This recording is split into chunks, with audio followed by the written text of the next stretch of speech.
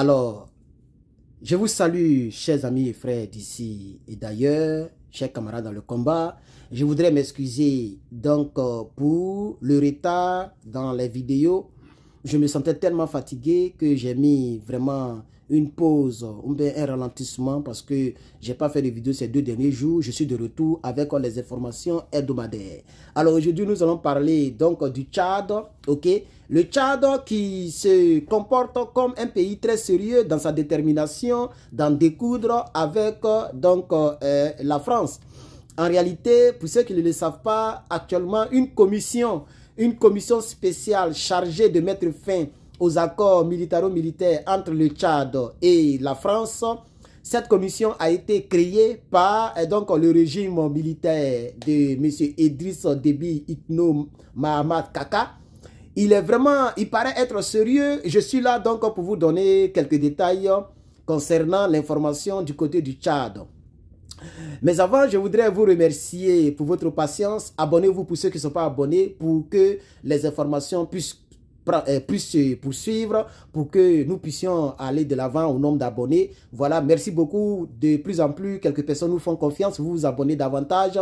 Activez la cloche des notifications pour ne rien manquer. Ceci dit, on va avancer. Donc, le Tchad a franchi un autre niveau dans sa détermination. Le Tchad vient de poser un nouveau pas, ok, dans sa réorientation stratégique militaro-militaire avec la France en créant, avant-hier, le 4 décembre 2024, une commission spéciale chargée de mettre fin aux accords militaro-militaires avec la France. Alors, cette décision, cette démarche avait déjà été annoncée le 28 novembre dernier, qui marque une nouvelle étape dans les relations entre la France qui concerne le retrait des forces françaises du Sahel. Alors donc c'est le ministre des Affaires étrangères tchadien qui a qui a présidé cette réunion où la décision a été prise. Chers amis, parents, frères et sœurs dans le combat, les Tchadiens semblent être déterminés sérieusement dans le fait de pouvoir demander le retrait de l'armée française. Cette commission spéciale aura pour mission de modifier officiellement la dénonciation des accords de coopération militaire d'avec Paris. Vous comprenez? Et moi je pense que c'est déjà à féliciter. C'est déjà à féliciter lorsque le Tchad décide de prendre ses responsabilités. Parce que jusqu'à quand les armées françaises vont rester sur nos territoires? Jusqu'à quand? Arrivé à un certain moment, il faut se dire la vérité. Jusqu'à quand les bases militaires étrangères, surtout précisément les bases militaires françaises, vont rester sur notre territoire? Jusqu'à quand? Donc, il est arrivé un moment où il est inadmissible, inacceptable que ces bases militaires continuent de rester là. Et ce qui m'énerve, et ce qui énerve les responsables de l'AES, ce qui a énervé les responsables de l'AES, pour que les gens prennent leurs responsabilités pour demander le départ de l'armée française de leur territoire, c'est que ces militaires français sont sur le territoire et au lieu de mettre en application les détails concernant les accords qui lient les 2 pays, en réalité, c'est cette même armée qui soutient les personnes hostiles au développement de nos États. Vous avez vu clairement en Côte d'Ivoire, l'armée française a soutenu la rébellion armée, quelle que soit l'injustice qui aurait eu lieu entre le camp de la rébellion et le camp du pouvoir en place. On ne prend pas les armes pour revendiquer. On n'élimine pas la vie des autres pour pouvoir pousser son idée à être, ou bien pour pouvoir défendre ses idéaux.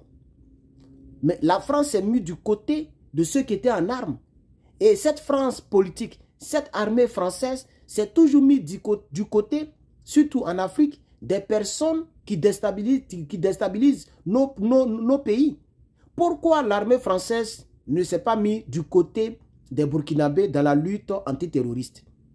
Pourquoi l'armée française ne se met pas du côté des militaires au pouvoir au Niger dans le but de les aider en communication, en logistique, en armement pour pouvoir donc se défendre contre les groupes armés terroristes? Pourquoi du côté du Mali, l'armée française qui donnait même la permission à l'armée nigérienne, à l'armée malienne pour décoller leur seul hélicoptère, puisque l'armée malienne n'avait qu'un seul hélicoptère d'attaque.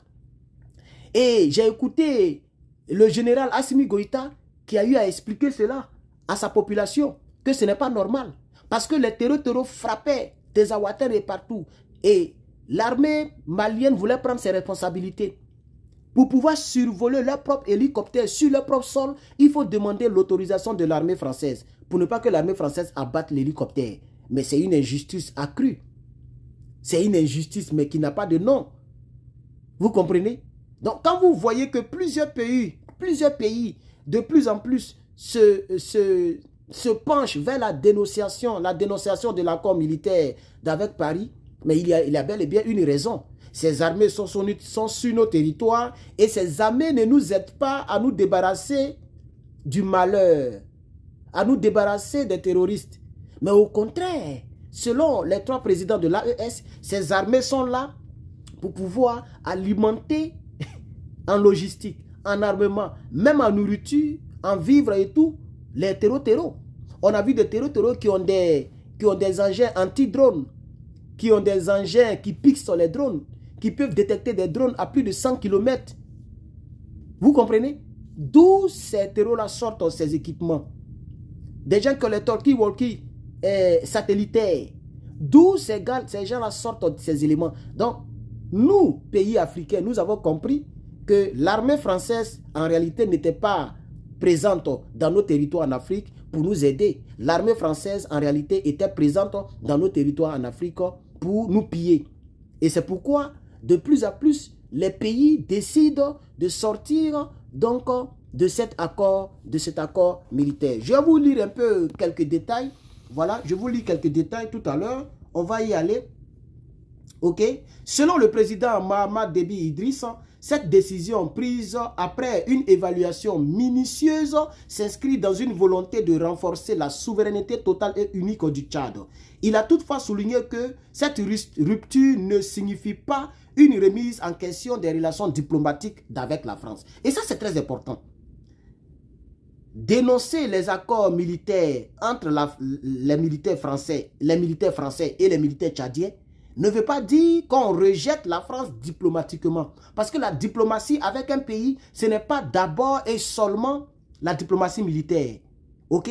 Donc c'est très clair. C'est l'armée française qui doit partir, mais ce n'est pas la France elle-même qu'on chasse. Parce qu'on a vu un gars dont j'ai fait la vidéo, j'ai fait une vidéo là-dessus sur lui, qui a dit que nous chassons la France. Nous ne chassons pas la France, nous chassons les armées françaises, les bases militaires françaises. Et c'est ce que le président Mahamat Idriss Déby vient de souligner. Cette décision ne signifie pas une remise en cause des relations diplomatiques avec la France. La France a toujours sa place au Tchad au plan diplomatique. Mais concernant la présence des bases militaires françaises au Tchad, c'est ce qui ne plaît plus aux autorités tchadiennes. Je lis encore le dernier paragraphe. Cette annonce intervient dans un contexte régional marqué par le retrait des forces françaises du Mali, du Burkina, du Niger, et alors que le Sénégal a déjà exprimé des réserves quant à la présence militaire française sur son territoire. Ça c'est clair et je l'ai dit tout à l'heure. Le Mali, le Burkina, le Niger ont demandé le retrait des bases militaires françaises parce que les bases militaires françaises étant présentes sur nos territoires ne nous aident pas.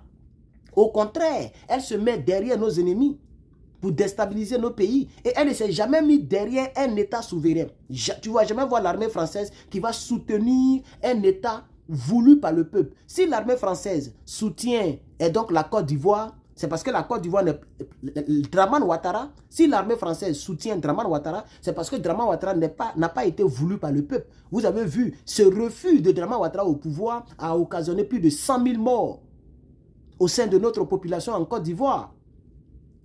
Mais pourquoi l'armée française ne se met pas derrière Ibrahim Traoré, qui est un président aimé par son peuple et même pas dans toute la sous-région. Pourquoi l'armée française ne se met pas derrière tous les autres présidents? C'est ça la triste réalité. Alors, je voudrais m'arrêter là. Merci donc d'avoir regardé cette vidéo. Voici ce que je voulais apporter à votre connaissance. Voici ce que je voudrais que vous puissiez savoir. Abonnez-vous si vous n'êtes pas abonné. Nous partons un peu vers les 200 000 abonnés sur YouTube. Nous sommes à 152. Ça veut dire un peu, nous avançons. Abonnez-vous pour ne rien manquer. TikTok, abonnez-vous aussi pour ne rien manquer. Facebook, abonnez-vous pour ne rien manquer. Moi, je m'appelle politiquement Herman le Patriote. Que Dieu vous bénisse et passez un très bon week-end, un très bon samedi chez vous. À bientôt.